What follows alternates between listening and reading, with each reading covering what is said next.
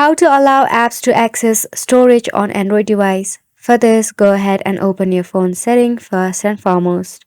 Then tap on the search icon at the top. Right here, you have to search for Permission Manager and tap on the suggestion shown.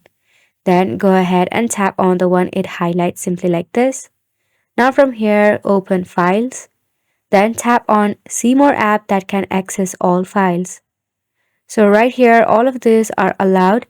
If you want to allow some apps, just tap on it and you just have to toggle it on. If it looks something like this, just tap on. Then once it is done, head back from here and select music and audio. Then those are the application that is allowed to use the music and audio storage. And if you want to allow another app, simply tap on it and tap on the allow button right there.